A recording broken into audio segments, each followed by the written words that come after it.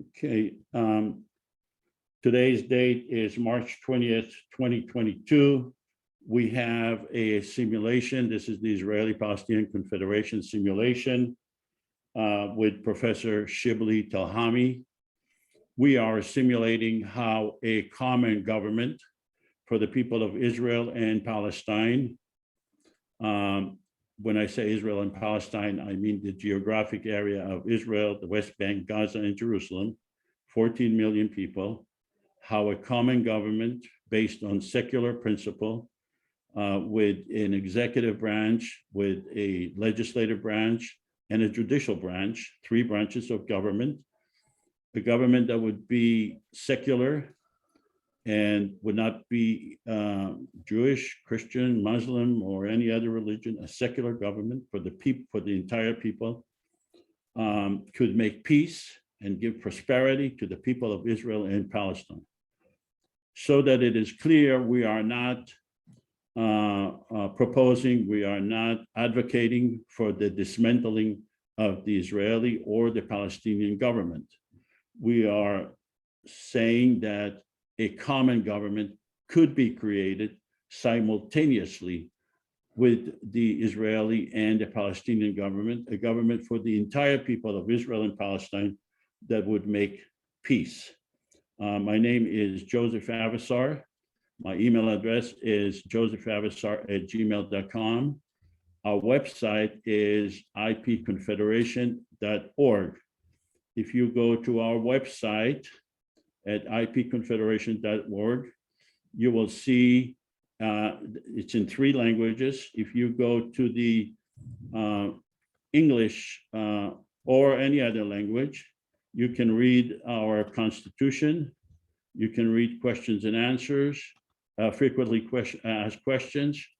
The Constitution basically spells out how this common government will be created, what would be its jurisdiction, how it will be elected, that it will be a separate government, separate from the Israeli and the Palestinian government, a government that will be secular, that will have 3 branches, the legislative branch, which is the parliament, that's the branch that makes the laws, the executive branch, which is the president and vice president, that's the branch that execute the laws that the Parliament passes, and a judicial branch. It spells out, the Constitution spells out how judges will be elected for the people of Israel and Palestine. But the main thing is that this is based on equality. It's a secular government equal to the Palestinian and the Israeli people. One person, one vote, no superiority to one ethnic or one religious group, a secular government for everyone. So you could read the Constitution. If you enjoy reading Constitution, I think it's a very interesting reading. For those of you who want to read an explanation, you can go to the frequently asked questions and you'll see an explanation that basically based on questions that we've been asked, we created a frequently asked questions. So it's a very interesting reading. Today's simulation is with Professor SHIBLEY TELHAMI. Professor SHIBLEY TELHAMI is the Anwar Sadat Professor for Peace and Development and the Director of the University of Maryland Critical Issues Poll. He's also a non-resident senior fellow at the Brookings Institution. Before coming to the University of Maryland, he taught at several universities, including Cornell University, the Ohio State University, the University of Southern California, Princeton University, Columbia University, Columbia University, the University of Southern California, Princeton University, Columbia University, Swarthmore College, and the University of California, Berkeley, where he received his doctorate in political science. He has also been active in the foreign policy arena. He has advised in one form or another every administration from George H.W. Bush to Barack Obama. His best-selling book, The Stakes, America and the Middle East, was selected by Foreign Affairs as one of the top 5 books on Middle East in 2003. His most recent book, The World Through Arab Eyes, Arab Public Opinion and the Reshaping of the Middle East, was published in 2013. Professor Telhami was selected by the Carnegie Corporation of New York, along with the New York Times, as one of the great immigrants for 2013. He's also a recipient of the University of Maryland's Honors College 2014 Outstanding Faculty Award, and in 2018, he received the University of Maryland's Distinguished Scholar Teacher Award. So that you are aware, we are inviting people with different points of views. We have lined up several speakers. Our next speaker is Mona Ali Khalil. On April 10, we will hear from her. She is a public international lawyer of Palestinian origin with 25 years of United Nations experience. On April 24th, 2022, we will have Professor John Quigley.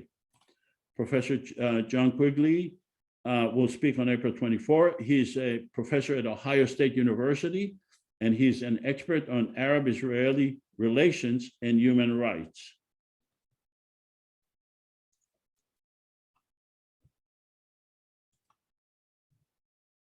On May 8, 2022, we will have Lawrence Wilkinson, who was the chief of staff for the late Secretary of State, Colin Powell, and also the chief of staff of Colin Powell as General Colin Powell.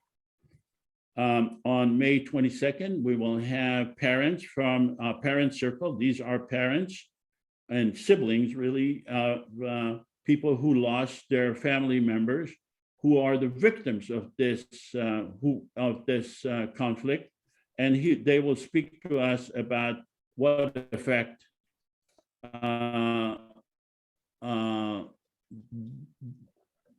this had on them and on their lives, which is profoundly very strong effect that you can clearly realize.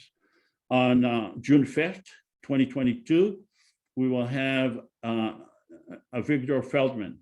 He is an attorney. He is the founder of B'Tselem, and he is a civil rights attorney, and he will speak to us about our formula for peace. Everyone we invite, we basically ask them about our formula for peace, and they are free to speak about their perspective. But the purpose is to invite people to speak about our formula for peace. Then we will have Professor Muhammad Dajani Dawoodi on June 19, 2022. He's a Palestinian peace activist. I believe he is in favor of the two-state solution, which is not the solution we are proposing, but we're inviting him because, like I said, we're inviting people with all points of views. The simulation timeline is today we'll do 90 minutes. Professor SHIBLEY TELHAMI told me that he needs to leave after 90 minutes. We will have several segments with the professor, followed by 5 minutes speaker comments. So we'll have the Constitution and legislation, and then we'll speak with Professor SHIBLEY TELHAMI about each segment. And then we'll have closing remarks for 5 minutes. For some reason, I don't see our interpreters here today, even though we designated them. Maybe there is some misunderstanding. I apologize for that. If you speak Arabic, or Hebrew. I profusely apologize for not having the interpreters. It's probably something that I did wrong or something of that nature, even though I'll find out. I'm sorry. We have a short video that explained the IPC formula. I would like to play it for you.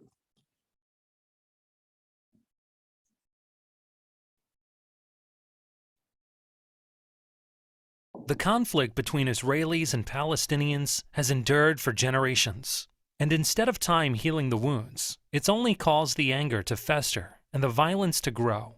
But what if there was a way to alleviate the tension? Something that may not outright solve every problem, but at least create a forum that encourages a peaceful compromise. Welcome to the Israeli-Palestinian Confederation, a common third government between the Israeli and Palestinian citizens, specifically designed to foster peace, tolerance, and economic prosperity between the two nations. Here's how it works. First off, both Israel and Palestine will keep their respective governments. Israel's Knesset and the Palestinian National Authority will remain unchanged. The Israeli-Palestinian Confederation, IPC, will be a third entity acting as a unifying agent between the two. The IPC will comprise 300 parliament members elected from 300 districts in Israel, the West Bank, and Gaza. Above them will preside a president and vice president, one Israeli and one Palestinian. In order for the IPC to pass a law, it will require a 55% majority from its Israeli representatives, as well as a 55% majority from its Palestinian representatives, thereby preventing either side from monopolizing the legislature. Of course, the IPC won't undermine the political power of either the Israeli or the Palestinian government. At any time, Israel or Palestine may veto a law passed by the IPC. If neither side vetoes, the law is passed. And the two nations are another step closer to resolution. Please help us make this a reality. The Israeli-Palestinian Confederation. We might speak different languages, but we all mean the same thing. So the simulation objective, from our perspective, is to demonstrate how a common government for the people of Israel and Palestine could make peace, not only between the Israelis and the Palestinians, but with the entire neighborhood of Israel-Palestine. We're not here to have a historical review of who is to blame in this conflict. We're not anti-Israel. We're not anti-Palestinians. Professor SHIBLEY TELHAMI is not a representative of the IPC. In fact, I don't even know what his views are on the IPC. He was invited to stress test to see what he thinks about the IPC, the formula that we are suggesting. We are pro-peace. We follow our own narrative. We expect that when this common government would be created, it will follow its narrative. It's not going to be the Israeli narrative. It's not going to be the Palestinian narrative, because it is a common government for the 14 million people. It would have its own narrative. What's good for the 14 million people, not for the Israelis only or the Palestinian only, but for everyone. So that it's clear, we do not preclude other formulas for peace. We think that a common government could adopt other formulas for peace, but we think that our formula for peace makes the most sense and it is the best. But we are not claiming to be the exclusive formula that you should be considering. We will be asking Professor TELHAMI the following. This is what we want him to judge our formula based on. Could the IPC formula that we are presenting, could it make peace? Is the IPC formula that we are presenting, is it implementable? And is there a downside for either the Israeli or the Palestinians? These are the three criteria that we will be asking Professor TELHAMI to judge our plan based on these criteria. We will demonstrate, we will show you some proposed legislation, because we are asked constantly, what legislation could a common government make that would not be objectable to the Israelis or the Palestinians together. So we are just demonstrating. We are not the government. We are not really the legislator. But what we are showing you today is a sample how it could work. And what we are showing you today is the tip of the iceberg. And we're asking you to look at the big picture, avoid technical arguments, because we only have limited time. And we're asking you look at the big pictures of what we are showing you. We also ask you to refrain from comments.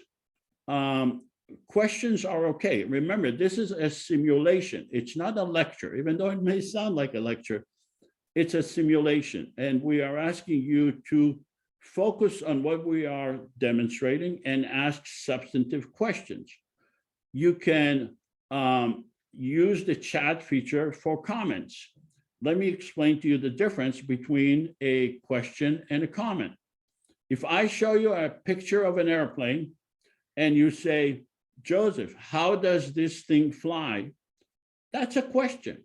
We encourage questions because you generally want to know how this thing flies. But if you say, I will never board an airplane, airplanes cause pollution, that's a comment.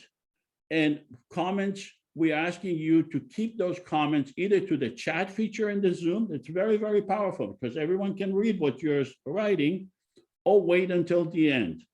But we're asking you to focus on questions, understand the program, and then you're welcome to make your comments. We're asking you to accept certain facts and assume certain facts. The facts that are acceptable, I think, to everyone is that the Israeli prime minister is the prime minister of Israel. He represents Israelis only. I believe it's about 9 or 9.5 million people. The Palestinian leaders represents Palestinian only. That's in, these are facts. However, we are asking you to assume certain things. These are not facts, but we are, for the purposes of the simulation, we are asking you to assume those facts and those assumptions as facts. The first one is that we just had an online election that was created on the internet, that we had a platform and the election took place 3 months. So today is March 20th. Imagine that the last 3 months, there was an election online for the entire area of Israel, the West Bank, Gaza, and Jerusalem of 14 million people. And it was just concluded today. We also ask you to assume that 5 million people voted, that 3 million Palestinian voted and 2 million Israeli voted, 5 million in total. That the president received 1.5 million votes, and the vice president, a Palestinian, received 1.3 million votes. So in other words, the 1.5 million votes were received by an Israeli person. In this case, I'm asking you to assume that it was me, Joseph. I'm not planning to become president. It's not my intentions. I'm not even qualified based on the Constitution. But in order for me to explain how this thing works, I'm asking you to assume that I was elected by 1.5 million votes, and a Palestinian lady was elected by 1.3 million votes. We will be rotating in 2 years. I will become vice president. She will become president.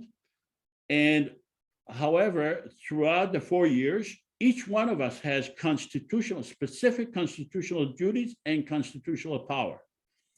I also want you to assume that 300 parliament members were elected in the entire area of Israel, the West Bank, Gaza, and Jerusalem, that each parliament member represents 47,000 people.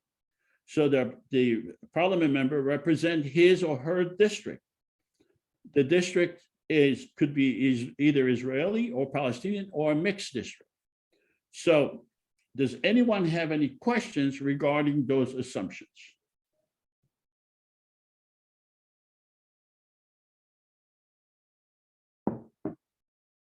Professor Telhami, do you have any questions regarding those assumptions?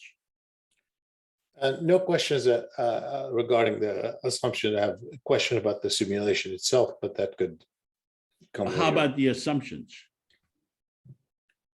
The assumptions that you started with, they're assumptions. So, what is there to be said about assumptions?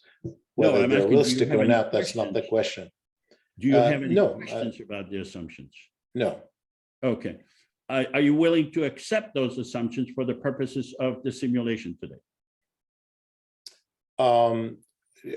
There's nothing to accept or not accept. I mean, these are the assumptions, and that's what the simulation is based on. I can later talk to you about the nature of simulation and whether it captures. I'm not talking about, I know simulation is not exactly about reality, but what the purpose of a simulation is, and when, under what circumstances are the conclusions that you gather from it are useful for the discourse about the conflict. So, but I assume that's not what you're asking here. Correct. I am asking, are you willing to play along and assume? Oh, sure, yes. Okay. We believe the assumptions are achievable with relatively small financial commitment. We think they're very realistic with a relatively small financial commitment. I just want to remind you that the war between Israel and Gaza is over $1 million a day, $100 million a day. So we are saying that a fraction of that could create a common government and could create peace. We are now asking some of you to volunteer to become either Israeli prime minister or Hamas leader or Palestinian president. Do I have a volunteer for Israeli prime minister? Sure. Okay, is that Len? Yeah. Okay, thank you. And do we have someone to volunteer to be Hamas leader?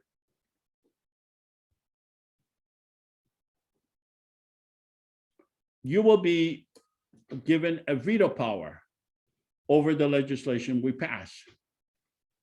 Do we have a Hamas leader?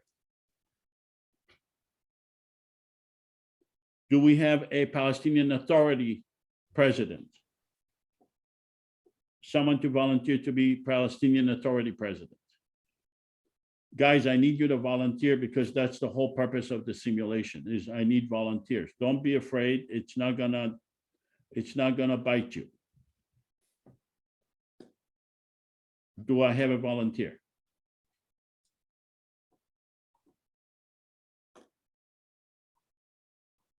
Okay, well, we'll have. Jack just volunteered.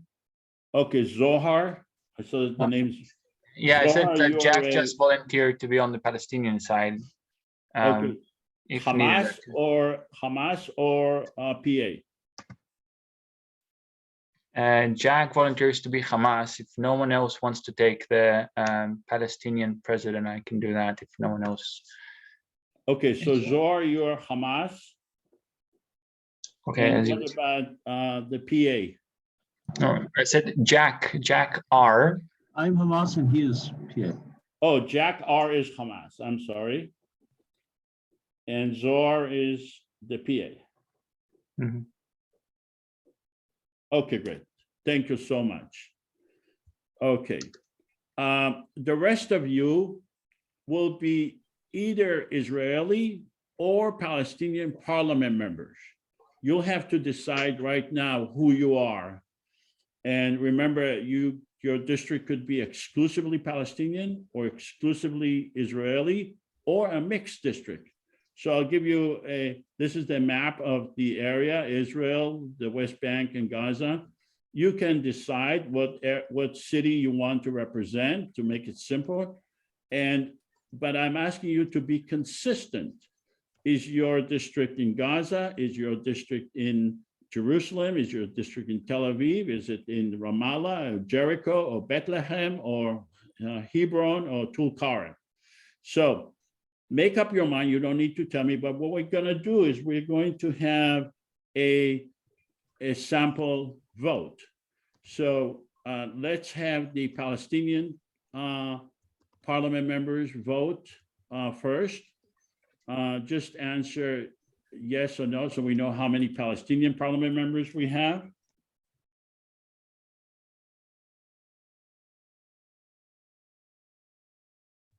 Okay. We only have 2, I see. Oh, 3. Okay, we have 3 Palestinian parliament members. And let's have the Israeli now, so that it's clear, if you are a Israeli prime minister or Hamas leader or PA leader, you are a separate government. You are not allowed to vote. You are not a parliament member. So the 3 Palestinians that we have, I hope none of you are either Israeli or Palestinian leaders. You're only parliament member. Okay, let's see the Israeli side. Let's have the Israeli side vote. How many Israelis we have?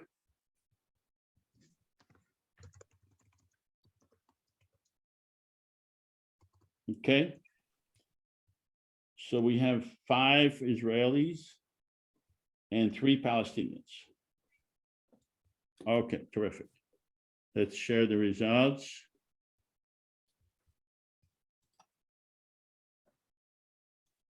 All right. So now that we have a government and we have parliament and we have separate Israeli, Palestinian, and Palestinian governments, we can start, we can go into business. And let's start with the Constitution. We believe that Palestinians and Israelis are entitled to equal rights under the law and guaranteed human rights and freedom. The Israeli-Palestinian Confederation does not intend to supersede or supplant the Palestinian or Israeli governments, nor to abrogate or undermine any agreements between those governments. We recognize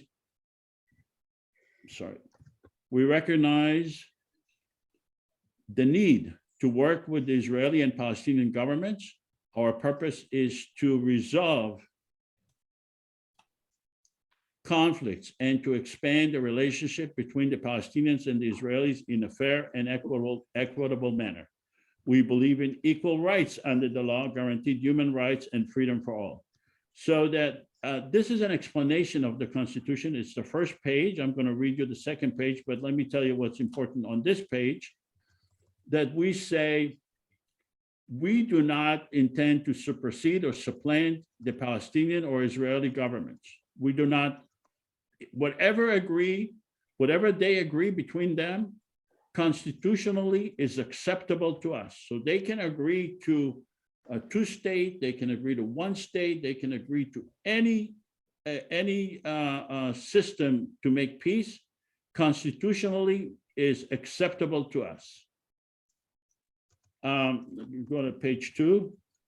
We voluntarily give the legislator and the governments of Israel and Palestine veto power over legislation we pass relating to the domain of control of those governments. So basically we're saying, right now we have an Israeli prime minister, Hamas leader, a PA. We give you a veto power over the legislation we pass as long as it affects your domain of control. We believe in the separation between in the separation of power between the legislative, executive, and judicial branches. We believe in the creation of a permanent secular government for all the people residing in Israel and Palestine.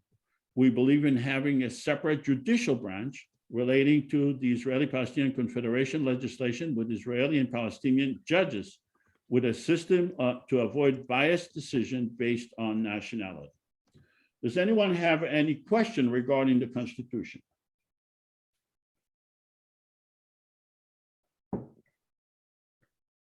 Professor Telhami, do you have any questions? Yes.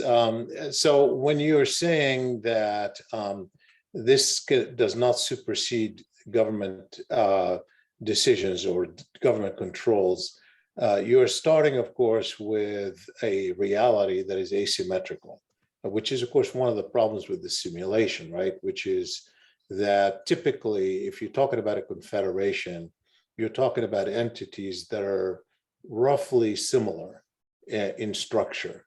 They don't have to be fully equal, but roughly similar with some degree of equality, at least in the realms that they control. What you're starting with in Israel-Palestine now is not in any shape or form two entities that are comparable. You've got an entity that is the Palestinian Authority, which has very little control over the territory that it has. It is under occupation. It has no army. It has it's entirely dependent on Israel. It is, in fact, in some ways, assisting in Israeli security without the ability to protect its own citizens.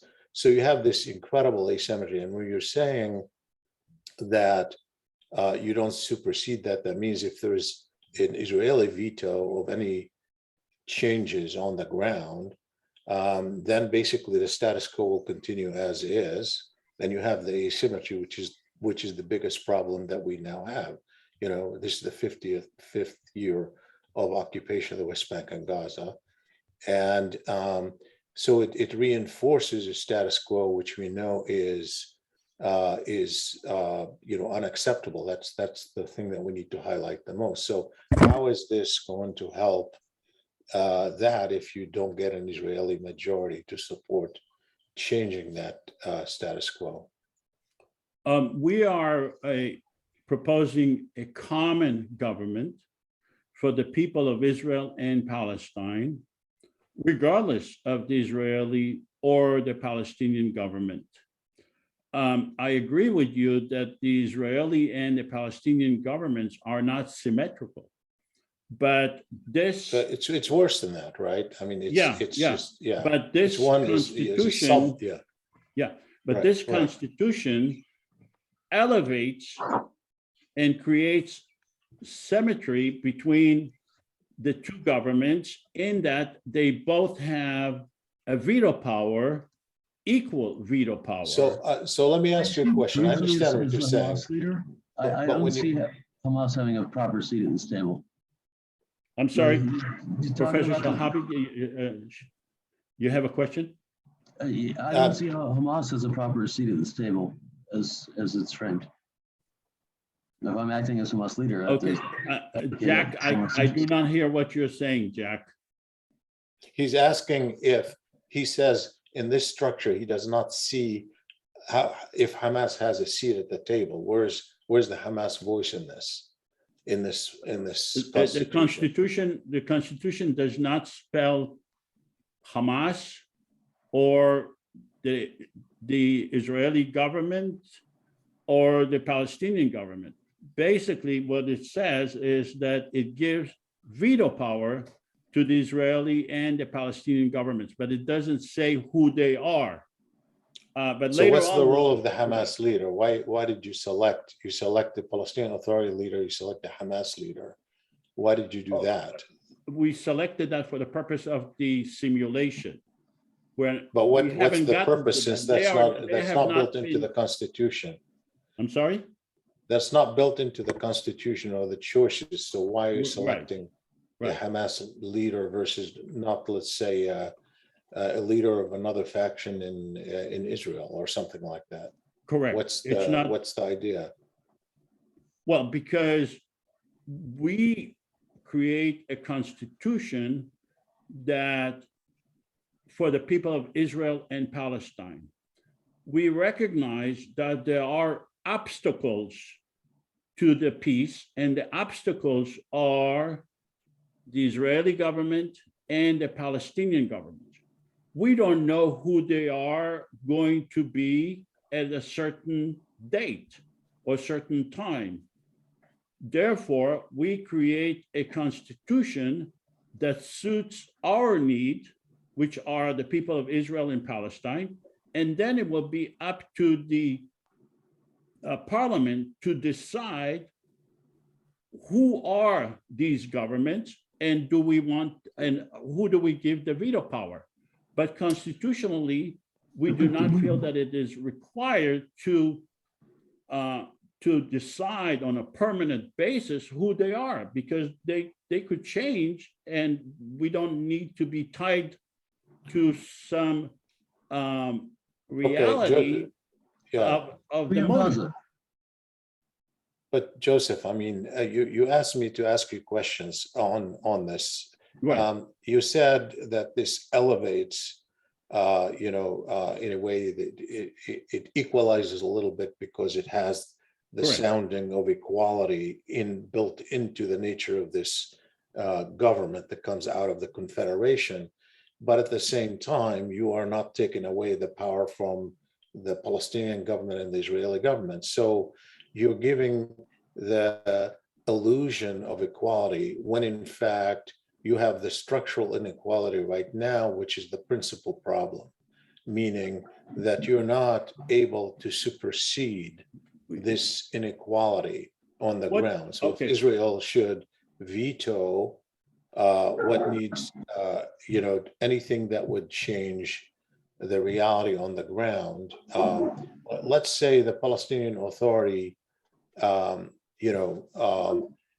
wants to take a decision to build all over the West Bank. Mhm. And then the Israeli government says no. What does this? Where does this constitution help the Palestinian government? Well, the common government could have its own narrative on how to, and that's what we are demonstrating for you today. It's not going to have the Palestinian narrative. It's not going to have the Israeli narrative. We are a common government. But how? But at the same time, you're president. saying it doesn't have the power to supersede the Israeli government or the Palestinian government. So Right. what's the power of it other than just saying, here's what, we could theoretically have an entity that sounds equitable, but has no power to supersede the reality on the ground. So what's the point? Well, the power is given to us by the people of Israel and Palestine. We are the legitimate. But you haven't demonstrated that, because you have here what you were calling a simulation. You had a handful of people who voted. None of them are Palestinian, for one thing. And I don't even know that they're Israelis. This is obviously not a representative sample of Israelis and Palestinians. We don't know how Israelis and Palestinians would actually vote on something like this. You're absolutely right. You're absolutely So right. I'm not sure. We don't know. We don't know. We don't know one way or another. So what's the point then? I'm not sure what the point Professor of the exercise is. Telhami, with all due respect, before we, I just wanted to ask you, do you have any questions regarding the text of the Constitution? Yeah, I did, and I haven't had an answer from you yet, Okay, which what- is, what what do you portion of the mean by text? that Okay, it so I doesn't have page supersede? one. I don't have it. Let Where's me the- refer to page 1. Do you have any The specific Israeli question? Palestinian did not intend, the Israeli Palestinian Confederation does not intend to supersede or supplant the Palestinian Israeli governments, nor to abrogate or undermine any agreements between those governments. So does that mean that these, whatever exists now, then if these governments don't want to change, if the Israeli government doesn't want to change anything, That's not what it means. what does it It mean? means that we do not intend to supersede or supplant the Palestinian or the Israeli governments. That's But what it does that means. mean? So the Israeli government can do We are whatever it not here wants? to dismantle the Israeli or the Palestinian governments. And we do not intend to abrogate or undermine any agreements between those governments. That's So It's if all it- we're unclear what saying. so the the- governments are. I mean, we're talking about the West Bank a lot, but what about Gaza? I'm sorry? It's not exactly clear in the text what the governments are. We know what the Israeli government Correct. is. It's not. It's not. It's not. It will be up to us to decide who those governments are. So So let's take a vote first, and then we'll go on, and you'll see how it develops. Let's take a vote. Let's have the Palestinian parliament members please vote. Do you support the Israeli-Palestinian Confederation Constitution?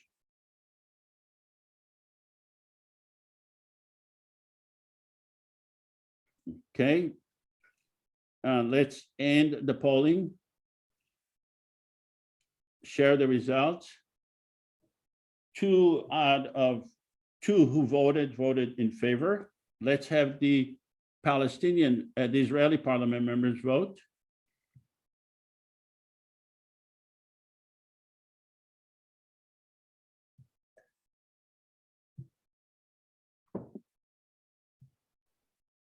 Okay, publish the results.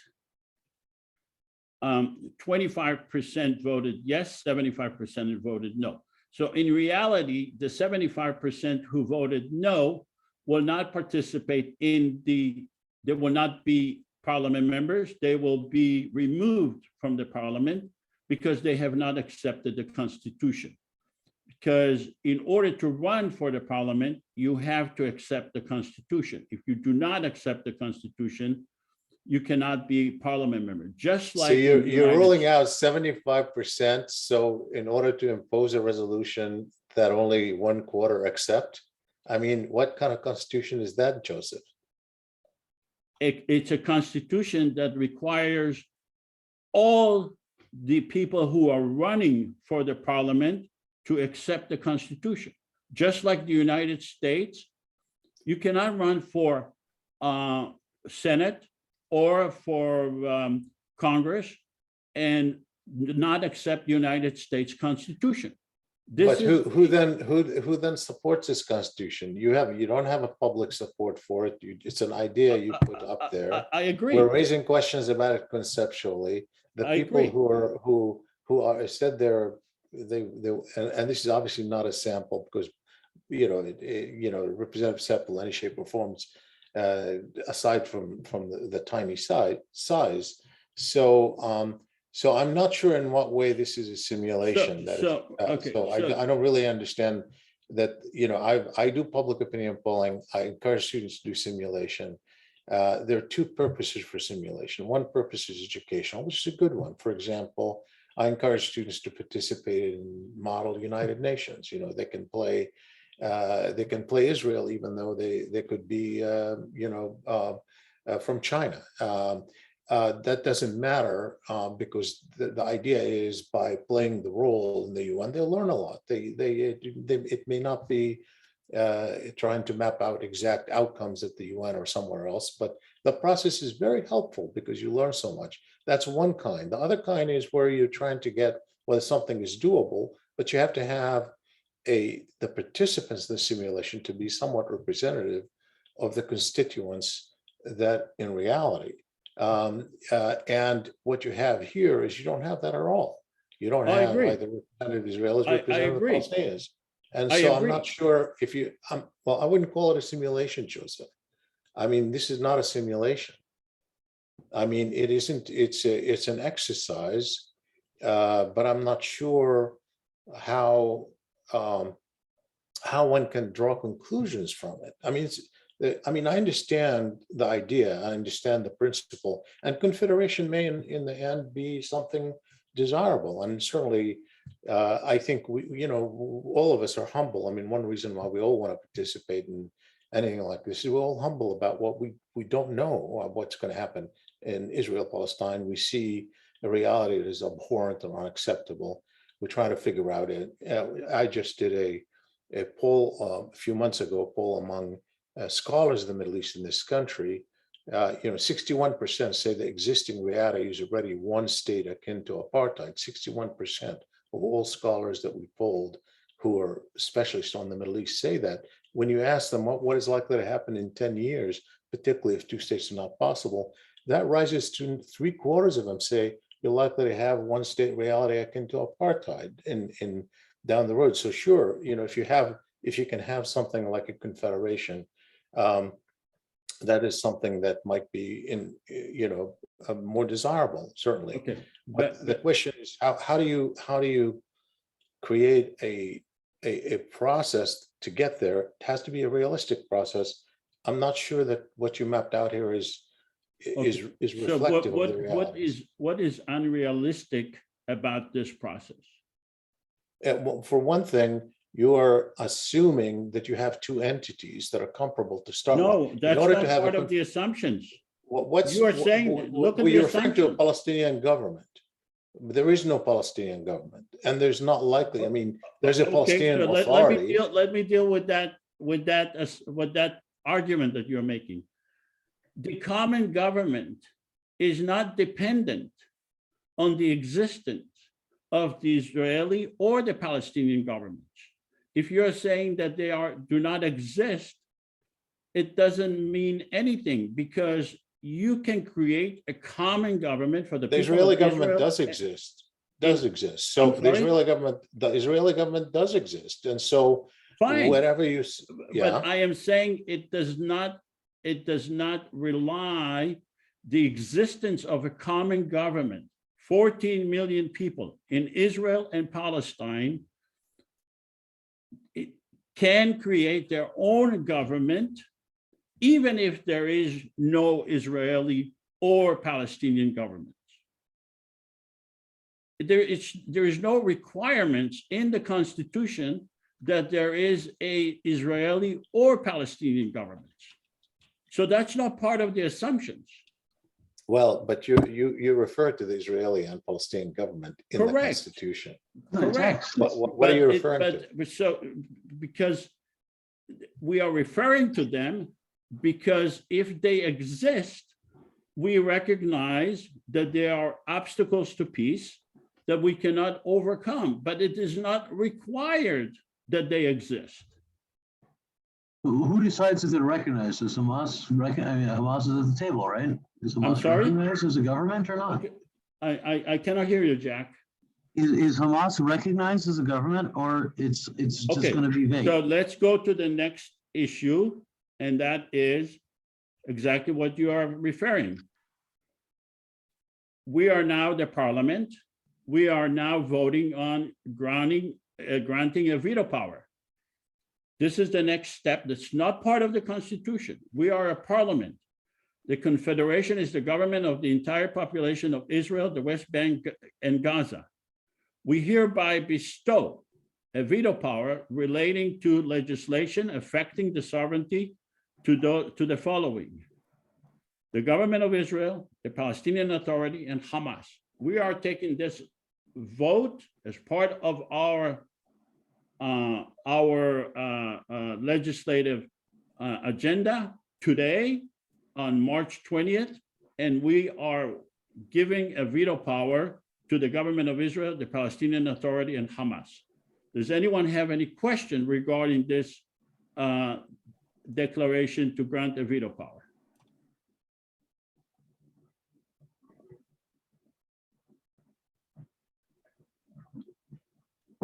Professor Telhami, do you have any questions? Yeah, I'm sorry, Joseph. I'm a little confused because I just don't know. Who are you appealing to when you're asking that question? I mean, I respect all of your participants. The fact that they're participating shows they care. Whether you're left or right, I mean, everybody has to care.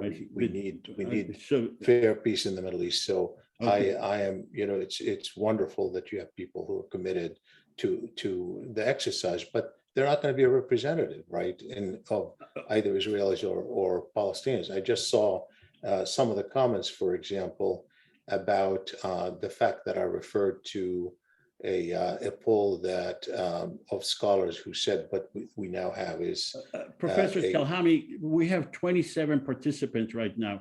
Clearly, they do not represent the Israeli or the Palestinian. That's really not the issue. We're not claiming that they represent. We are simulating in the abstract. But wouldn't you agree if we had a different sample, we'd get different results? Oh, yes, and we did. We have And so we've the done Palestinians elect. many of asshole. this, and we Of had course you get different different results. Results if you have different people running and being elected. What's really, Okay, hearing no questions on the declaration, let's take a vote for the parliament. Could you please vote? Palestinian parliament members, please vote. Do you agree to give to grant the veto power to the Israeli and the Palestinian government and Hamas government? Okay, let's publish the poll. Stop sharing. Okay, so 100% of the Palestinian parliament members voted in favor of granting the veto power to the government of Israel, Hamas government, and the Palestinian Authority. Let's have the Israeli parliament members vote.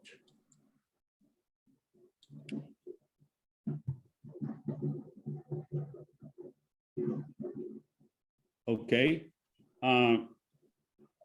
but heck is the instructions. Let's share the results.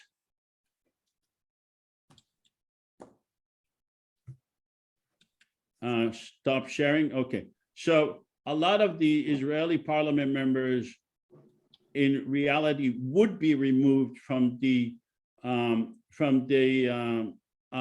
government, from the parliament, because they violated their oath and they signed up to run for parliament. They agreed to accept the Constitution and they are voting against the Constitution. But let me ask those who voted no. Why are you voting no? Can someone tell me, can you identify yourself, the person who voted no? Those who voted no.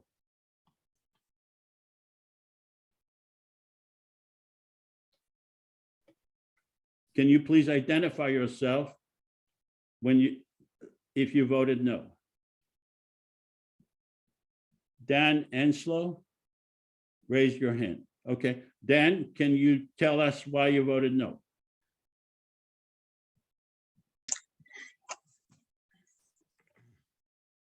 Admittedly, I don't have a deep understanding of this, but it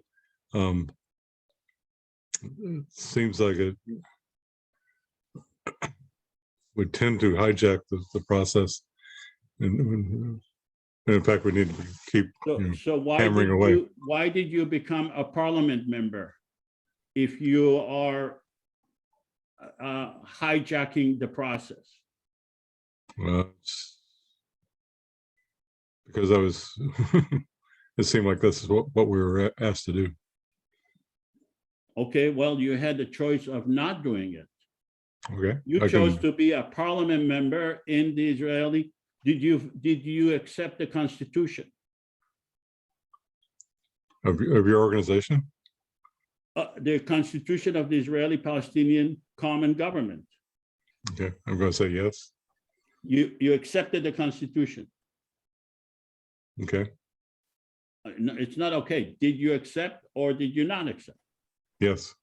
You accepted. Okay. So what is the reason that you are not giving a veto power to the Israeli or the Palestinian Authority? That's what the Constitution says. I'm on. Okay. So I can vote yes. Okay. So let's take a vote again. Let's have the Israeli parliament members vote again.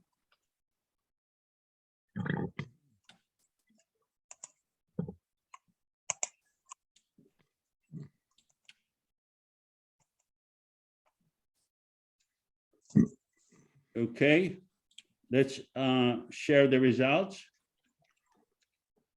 3 out of 3 Israeli parliament members voted yes.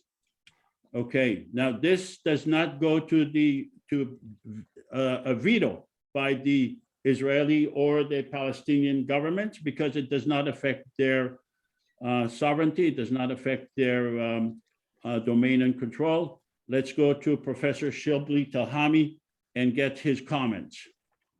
So I'll ask a question rather than comment, just to understand.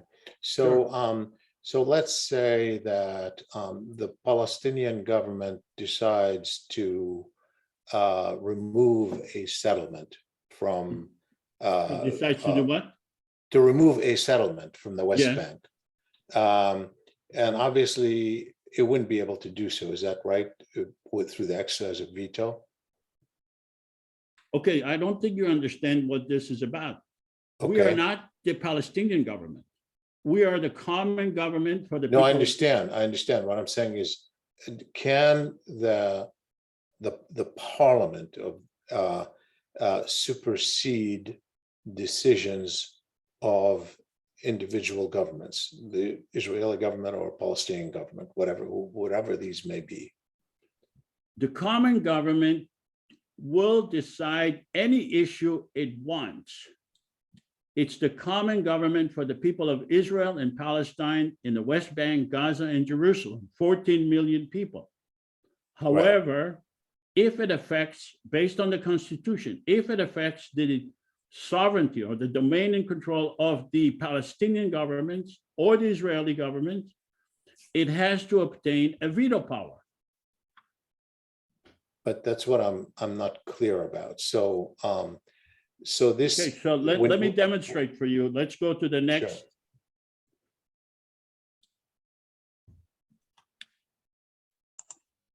Sure. Teaching tolerance and understanding. That we have a common government, we have common parliament. We want to pass legislation, both educational system to teach tolerance in their public schools. This is the legislation I am proposing. I'm the president. Devote a certain number of hours for both sides to teach the history of the Israelis and the Palestinians. Prioritizing teaching Arabic and Hebrew in public schools to achieve proficiency of both languages by Israeli and Palestinian students. Create a mutual task force to ensure the teaching of both languages.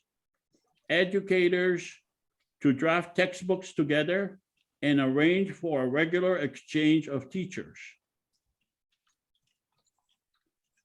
Public media on both sides to provide fair and equal coverage daily.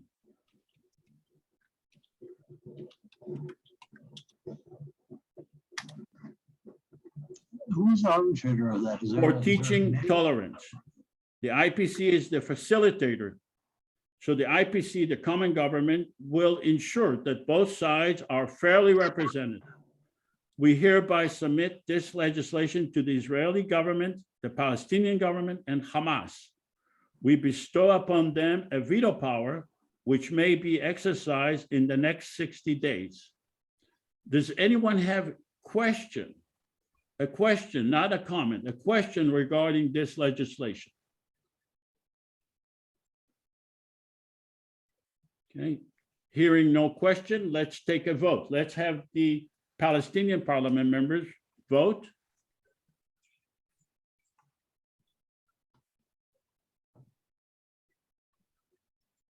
Okay, publish the results. The entire Palestinian parliament member voted in favor of this legislation. Let's have the Israeli parliament members vote.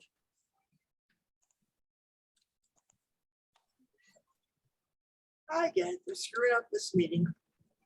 This is not the meeting, just screwing it up for me. Okay, let's publish the results. All of the Israeli parliament members voted in favor of this. Let's go to the Hamas leader. Mr. Hamas leader, are you going to veto this legislation? Correct. No. Okay, No. I heard no. Am I correct? Yes. Thank you. Let's go to the Israeli prime minister. Are you going to veto this legislation? Well, we've talked about this before. There are a lot of items in here I don't like. such as common textbooks. You could do common textbooks, but they're not going to be taught in any of Are you these going to schools. veto this legislation?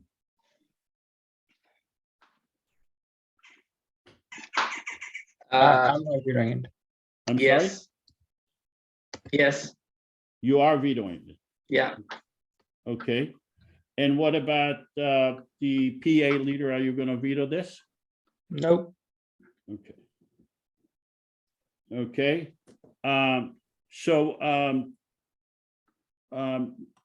Israeli Prime Minister, I just want to tell you that I am the president of the entire area. I was elected by 1.5 million votes. And I'm asking you, and you can see that the overwhelming number of parliament members, Israelis and Palestinians, voted in favor of this legislation. You previously said time and again that the reason there is no peace is because the Palestinians do not teach tolerance and understanding. Okay, can I speak? If we go through this thing, I agree everybody teaches tolerance in public schools. We agree. Okay, but Ours- you vetoed this legislation. No, I didn't. No, I didn't veto all of it. I'm trying to tell you. And by the way, even the people before who don't accept the Constitution, constitutions change over time. The Americans have a dozen changes to the Constitution. Sir, So sir, this you are the constitution. Prime Minister of Israel. Okay, I Do will you tell you. want to make any changes to this legislation? Yes. What changes? Okay. Number of hours to both sides, yes. Prioritizing teaching, yes. Ensure the teaching in both language, I agree. Drafting textbooks, it's a extra textbook. It's not a textbook that's going to be taught in either the Arab or the Jewish schools. Public media, nowhere in the whole world is public media fair and equal. It's a pie in the sky thing. You're going to have all kinds of opinions, and you have to have Okay. a free press. That So, cancels a free press. okay, so you agree with most of it, basically? Oh, absolutely. All right, terrific. Okay, so this is just to demonstrate how the process can work. It's not really to deal on technical aspects. Okay, so let's go to Professor SHIBLEY TELHAMI. Do you have comments regarding this, what you just seen? No, I think this is fine. I don't see this as a Okay, core great. barrier to All right. a All right. barrier to peace, Okay. but So- it's fine. Okay, let's go to the next legislation. And the next legislation is joint economic zone. Remember, we have our own perspective. We are not Israel, we're not Palestine, we're not the Israeli government, we're not the Palestinian. We are a common government. So we want to create a joint economic zone. That's the legislation that I am proposing as the president. Joint economic zone between Israel and Gaza. It would be exclusively managed by the Israeli-Palestinian Confederation. It would give common economy. It would be a common economy for the people of Israel and the Palestinian people in the area of Israel and Gaza. It will actually promote education, industry, agriculture, sewer treatment, desalination plants, solar farms, and wind powers and green energy. It will have an international airport and seaport. It would be equally accessible to the Israeli and Palestinian people. So, and we are submitting this legislation once it passes to the Israeli and the Palestinian governments. So does anyone have any questions regarding the legislation? Okay, hearing no questions, let's have the Israeli parliament members vote on it. The Palestinian, I'm sorry. Start with the Palestinian parliament members. Do you support the joint economic zone?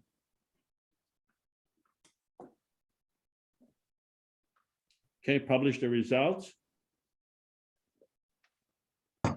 All of the Palestinian parliament members voted in favor. Let's have the Israeli parliament members.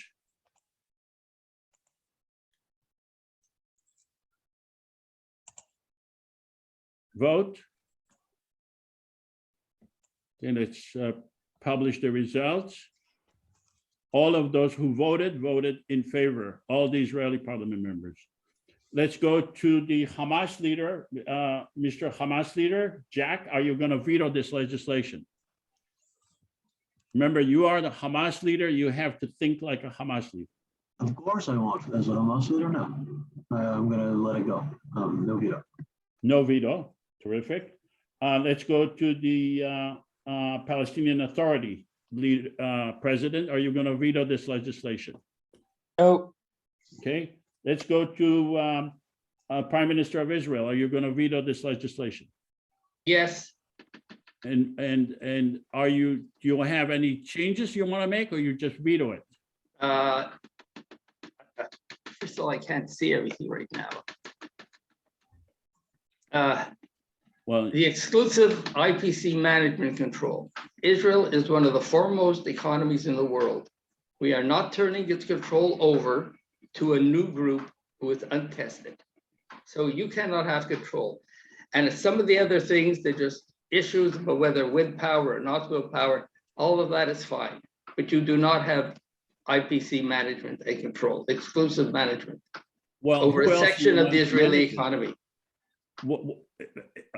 Right now, this area looks like a military zone. Well, that's because you have Hamas. It could have been Yeah, but so Singapore or who do you want, Monaco. who are you asking? Who do you want to manage this? You? No, I think the PA and Israel can work on how they set up these economic zones. But Hamas is in control of Gaza. Well, You don't want to include Hamas, basically. I want to include Hamas the same as I want to include the Haredi Jews in certain parts of Israel that aren't going to be happy with this either. Okay, so it's you do not- it's not- want to include not- Hamas in the joint economic zone. Is that what you're saying? No, Hamas can certainly be part of it, as long as Hamas is no longer a terrorist organization. What I'm saying is, nothing is going to be turned over to the IPC for exclusive IPC management control. You have no way of getting involved. You have no way of showing any capacity to do such a thing. You are there as an oversight body, as far as I can see. I certainly see you helping work out issues, et cetera, et cetera. But the parties that are doing the investing are going to be in control of it, as in every other democratic society. Okay, so let me tell you, Mr. Prime Minister, your objection is totally unacceptable. The only way this could be managed, you have proven that you failed to give peace to the people of Israel and Gaza in that area. We are trying to create a new formula, and in order for it to be, and you saw that Hamas agreed to it, the PA agreed to it, all of the parliament members agree to it. The only person who does not agree to it is you. Therefore, I think that you are not a person of peace. I'm going to campaign against you. Okay, Israel, in we- Palestine. we don't have to all do over this. the world.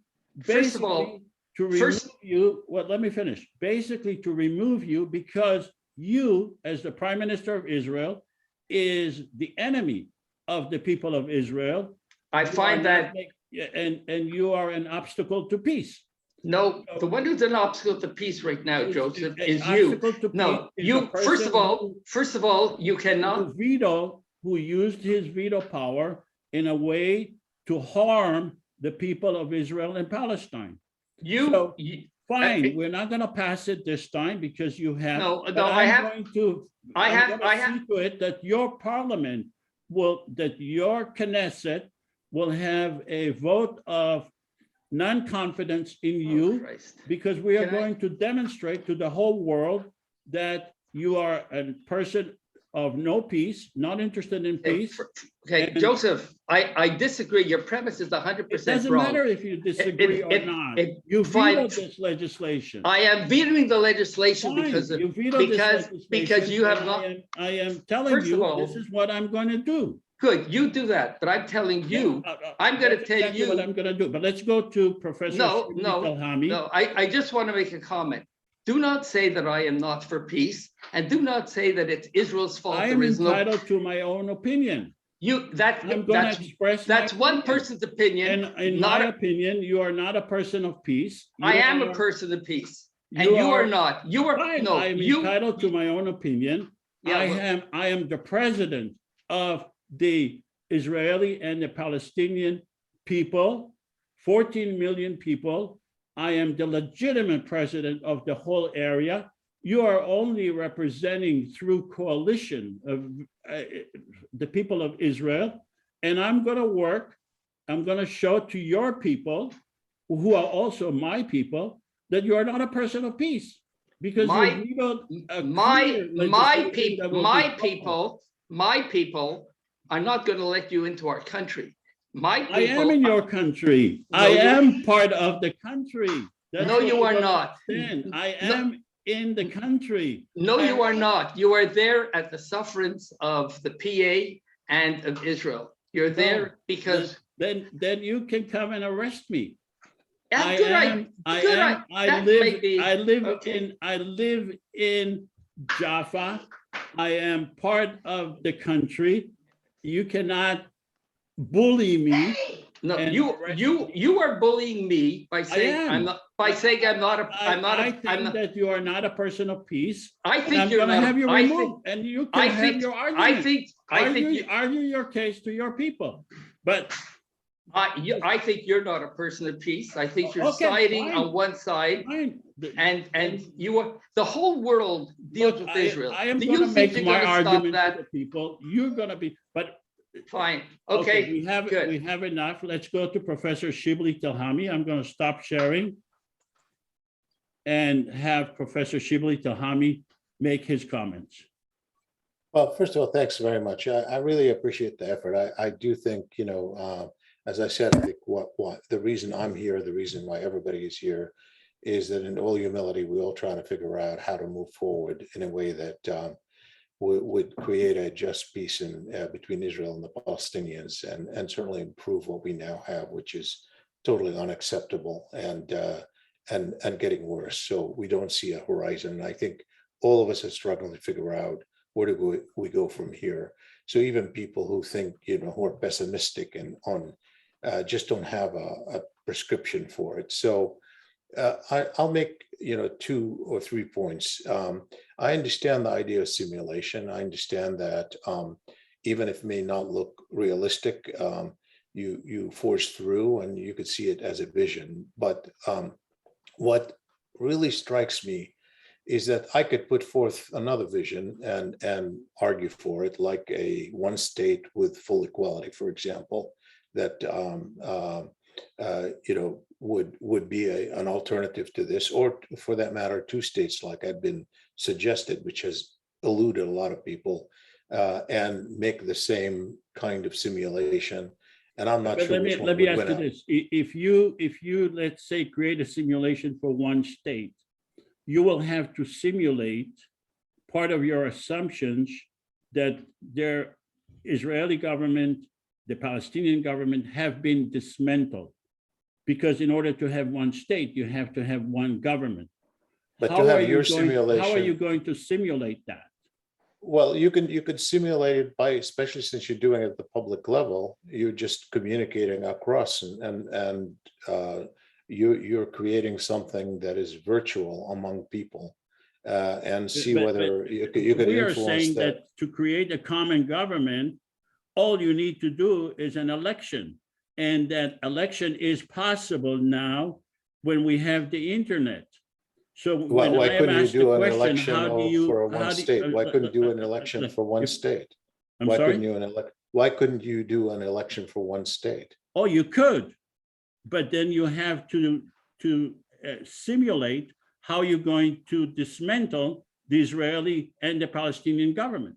And this way also you have to simulate how you're going to supersede a very powerful Israeli government that may not be in favor We are of this not arrangement. we are not even considering superseding them. Well, We are but that's saying- the point, because you said you're not, and yet, of course, when you look at the examples, that's what you're proposing to do. No, Also, you need to no, simulate. I gave a veto power to the prime minister. I respected his veto, but I simulated a realistic scenario of creating an election, because we have the internet now. We can create an election, and I simulated my response to the prime minister of Israel, who I felt was not a person of peace, after I received 1.5 million votes.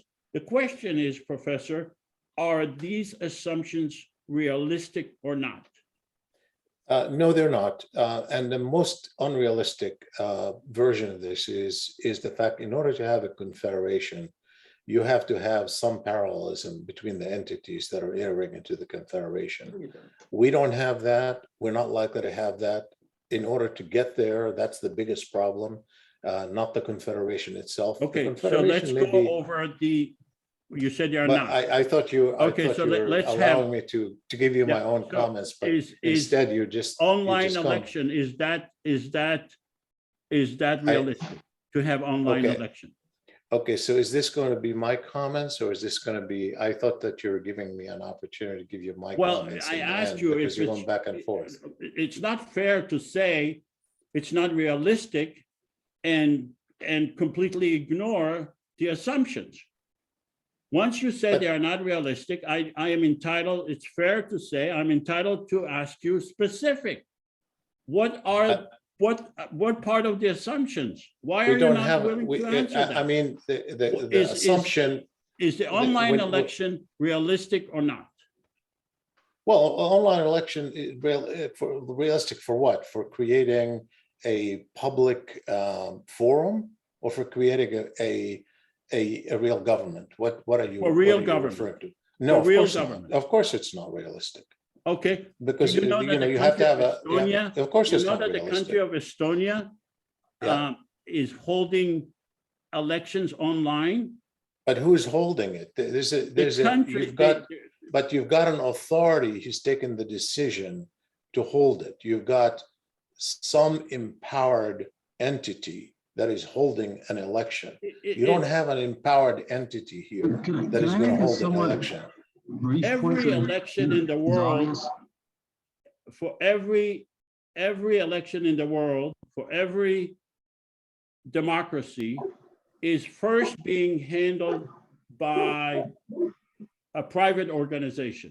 That's the nature of a democracy.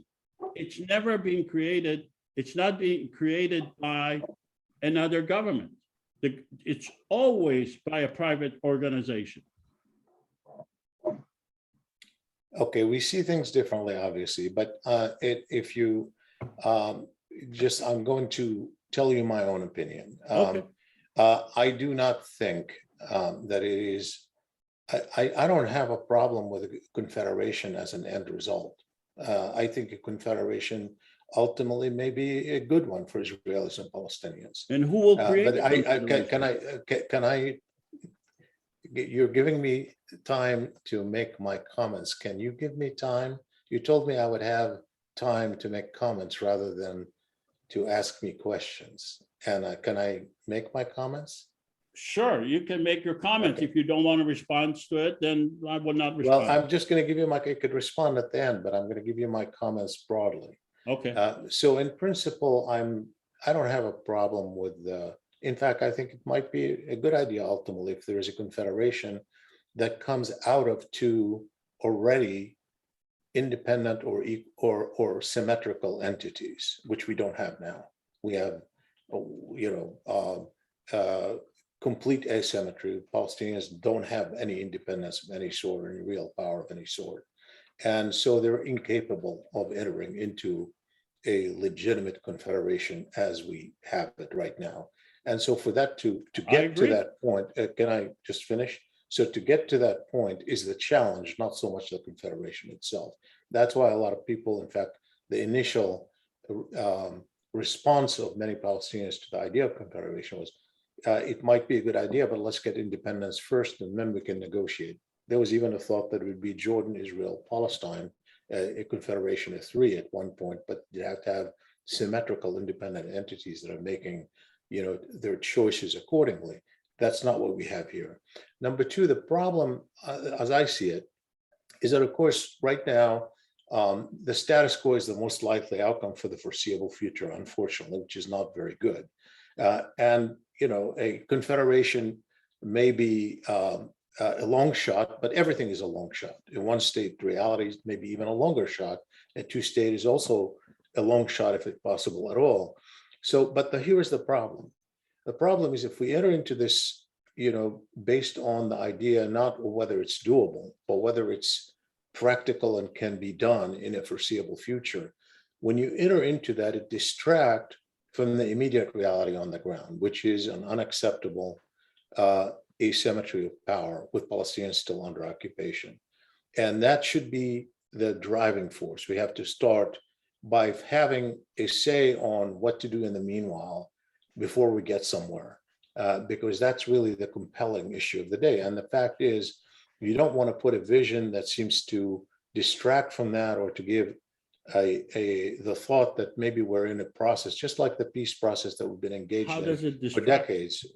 Well, the peace process has given the impression that things are around the corner, that the occupation is temporary, that it's about to be resolved, that it gives hope when in fact there was none. And we have moved away from the two states as time has gone by.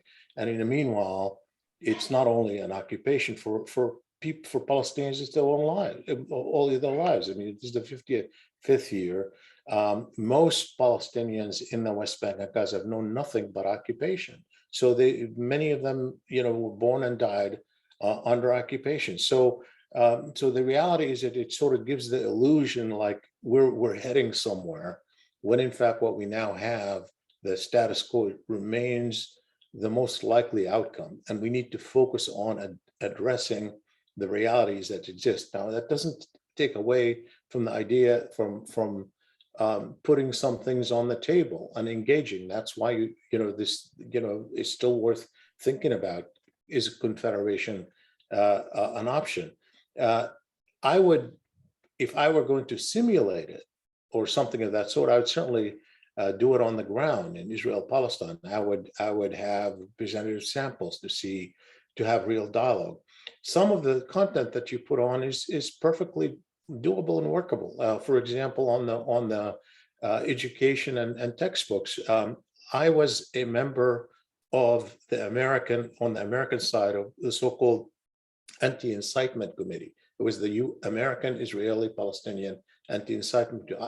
I chaired the only meeting that ever took place on education, with bringing people who were in charge in the ministries of education in Israel and the Palestinian Authority. Brought them in fact, the residence of the U.S. ambassador in Herzliya at the time before it was sold. And the only meeting took place there. And I could tell you, we kept the politicos out of it. We brought only the experts, the Palestinian Israeli experts. They had no problem coming to an agreement on the nature of discourse and an era of peace. That's not the issue. That's something that I think the economic stuff that you said about the development zones, of course, that's workable. If you can resolve the political issues, that's not going to be the issue. Those are not the things that are preventing movement. The first thing is you have to have a structure that people buy into, a political structure that gives people dignity and rights and equality, and then everything else will flow from that. I don't think the issue is incitement. I don't think the issue is lack of business people who want to cooperate. Even in this atmosphere, Israeli and Palestinian business people are cooperating. There's mutual benefit to be had. So that isn't really those things I agree with. I don't see a problem with that. I think this is all workable. I think the question, about it's even less about what is the ultimate outcome, a confederation or two states or one state, or what kind of entity can we envision that would be, mutually beneficial to Israeli and Palestinians. It is how we get there. And I see what is the Israeli and what are the Israeli and Palestinian public's perceptions of what's doable. That I don't see captured here, because the simulation is not really a simulation in my own book, because it doesn't, it's not simulating what Israelis and Palestinians think.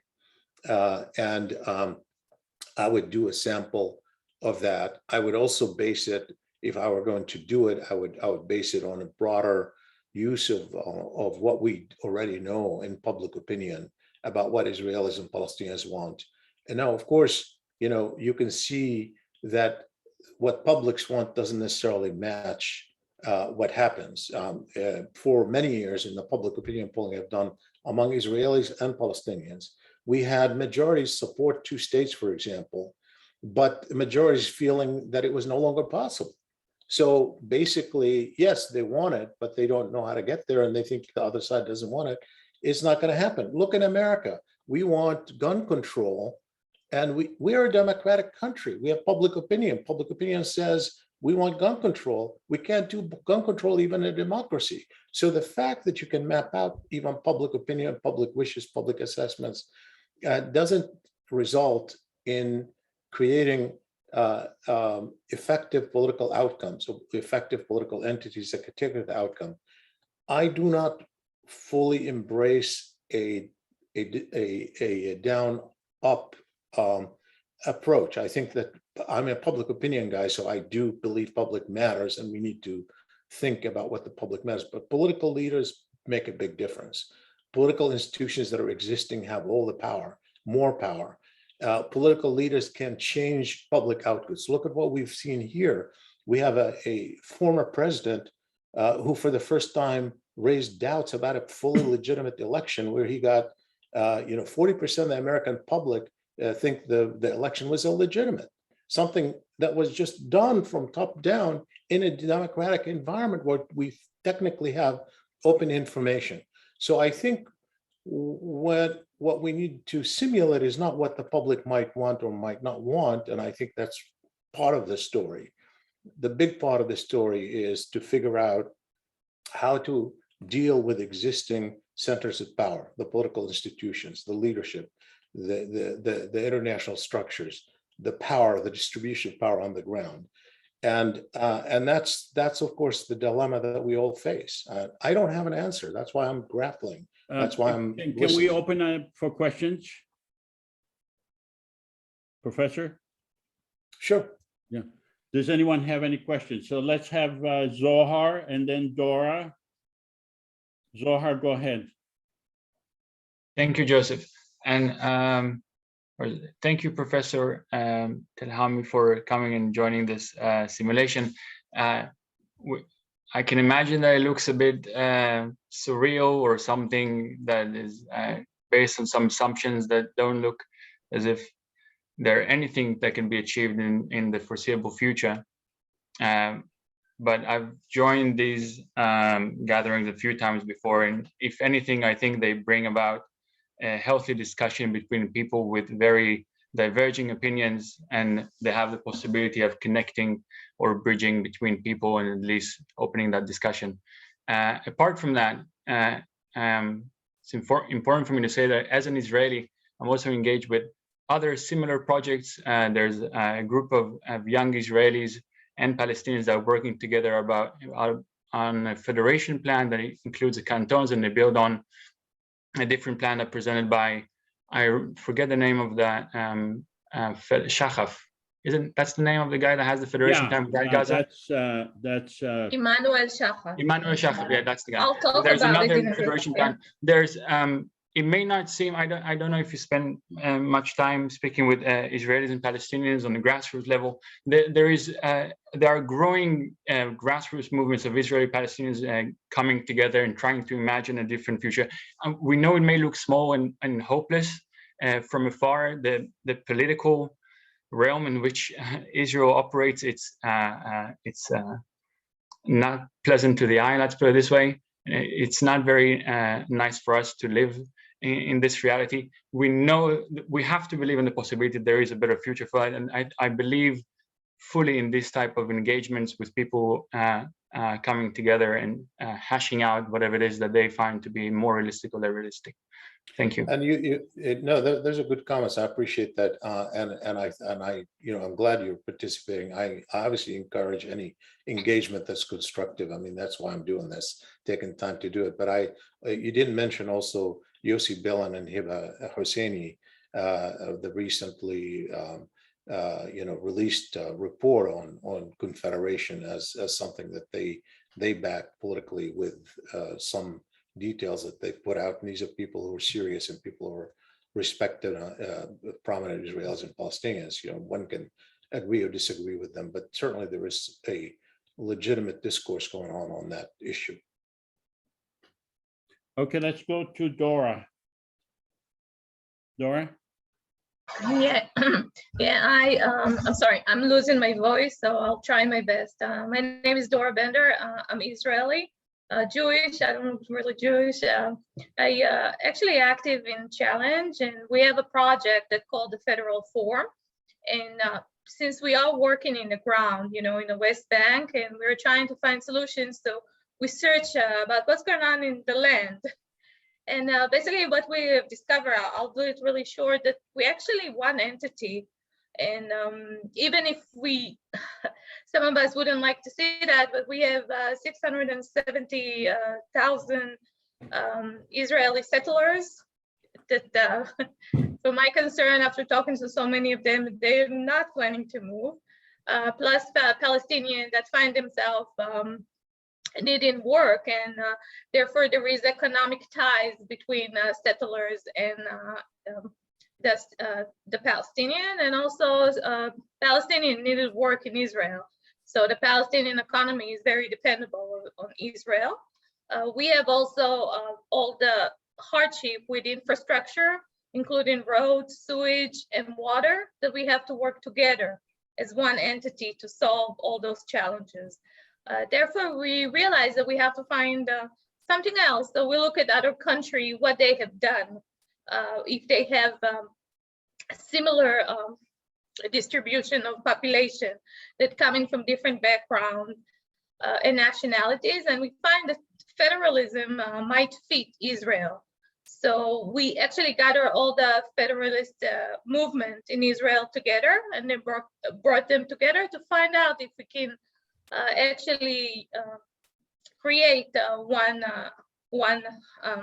solution, and we're working on it right now. So I actually want to thank Joseph. He's amazing, and for his project. But I would like to ask you, how do you view it? Federal solution, it is very new to Israeli and also to Palestinian. But in the land, do you see it happen? Do you see there is seed of hope that might be a valid solution? Is that question for me? Yes, for you, specific for well, you. I think, right now, I'm not sure how we can get at any equitable solution, whether it's federal, confederate, or two independent states or one state with full equality. All these things can be obviously debated, but I think you have to start with defining what reality is. I think one of the assumptions one of the assumptions that Joseph makes is that we're not going to deal with history. And of course, I understand that, because obviously each has a narrative, but it's not about history. It's about, do you accept international law about that what we now have is occupation, that is Israel is occupying the West Bank and Gaza. And that is the paradigm that we're starting with, from which Israel is obligated to withdraw under international law. What about United States history? What about other countries' history? I mean, let's leave that now, and we have people that need a solution. No, but this is not history. I said let's put aside the historical. We have to look forward behind that. that. But what about? But you mean look forward? Let's say Russia occupies Ukraine tomorrow. Do we ignore the fact that Ukraine is occupied and say, let's move forward? Well, we're not ignoring it. We're just presenting a different solution. Wait, if I may intervene for a second. For the occupation to end, it may involve practically removing some 800,000 illegal settlers from their land. Now we did this one when was it? 14 years ago? Not good. I don't remember. For 10,000 people, it ripped our entire nation apart, as in a practical civil war within Israel.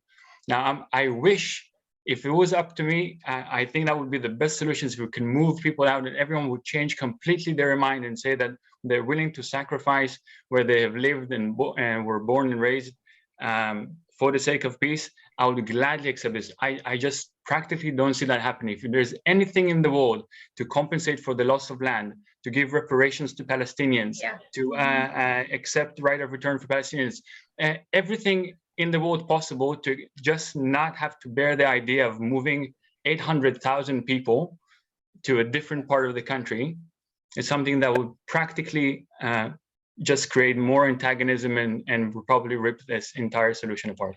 It's not possible. If I may, I actually have to. Can I just, if you don't mind, I actually have agreed to end at 1:30 because I have a flight to catch. But I'm going to. I see Mary has a question, so I'm going to really push it to the limit. And I asked Mary if she has a comment to make. But on this issue, by the way, I am not saying that Israelis and Palestinians may not agree to different arrangement with settlements. I'm not saying that at all. I mean, that's something, you're right, but you have to start with some rules of the game or what we call frame of reference. Otherwise, you just say, power, might makes right, and that's it. And I think that's not the start. That should never be the starting point. You've got to start somewhere with reference to international law. Okay, and let's from there go. you move forward. But Mary, Let's go to Mary. I just want to announce that we do have the interpreters. My feeling is that because of the change in the hour, they came in at the exact same time of the different hour, but it's not going to happen again because from what I understand, they're not changing the hours anymore. So let's go to Mary. Thank you. Thank you so much. I am a student of the science of conflict resolution.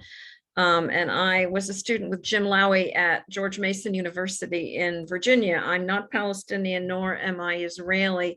I'm not Jewish, I'm not Muslim, but I'm a US citizen. And I'm deeply concerned that the enmeshment and the asymmetrical power over discourse in our US Congress is actually enabling an untenable situation that is harming both Israelis and Palestinians. And I really think that there has to be some form of justice for what happened to the Palestinians. And there has to be some formula of restitution and repatriation, not necessarily that it would tip the demographic scale, which I think freaks out most Israeli leaders. There has to be a redefinition of what the Jewish state is versus maybe what a Jewish state would look like with a shared governance of Palestinians and Israelis, one person, one vote. People are tired, but I do think that the US holds a great deal of responsibility for contributing to the asymmetrical formula. And certainly the US Congress is like an ATM, and feeding vodka to an alcoholic is what it feels like to me. But I'm deeply appreciative of these simulation efforts. I think they can be helpful. And so thank you for doing that. But I think fear is sometimes harvested by the Israeli leadership, and it's not terribly helpful. So thank you for this effort. And thank you, Professor Telhami, for your concepts. I think they're adding to the discussion in a meaningful way. Thank you, Mary. And I just as a way to end, I also want to say that with reference to Congress and congressional positions, there is definitely a gap between where members of Congress are, at least on the Democratic side, where the public is. What I have been showing over the a course of the past few years in terms of public opinion polls is there's been a change of attitude that is much more equitable in the public opinion among Democrats, at least in this country, and remains a gap between public opinion and where Congress is. I've written about this. You can go to our website, which is sadat.umd.edu. You'll find a lot of material there, including most recent polling.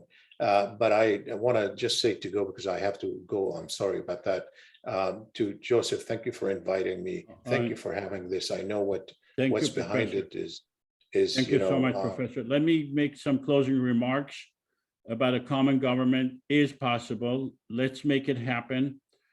The Israeli and the Palestinian governments are unable to make peace. They have proven that for almost 73 years. They are unable to make peace. Democracy equal equality and equal peace. Estonia, with 9.5 million people vote 40% online. Common election for the people of Israel, Palestine, West Bank, and Gaza is possible online. The daily war on Gaza, between Gaza and Israel, cost $100 million a day. And it is possible to create a common election and common government for a lot less than that. So we're asking you to share and participate in future simulations. Thank you so much all for joining, and thank you, Professor SHIBLEY TELHAMI. I apologize for interfering in your remarks. I hope that you did not take this personally, and hope to see you again. Thank you.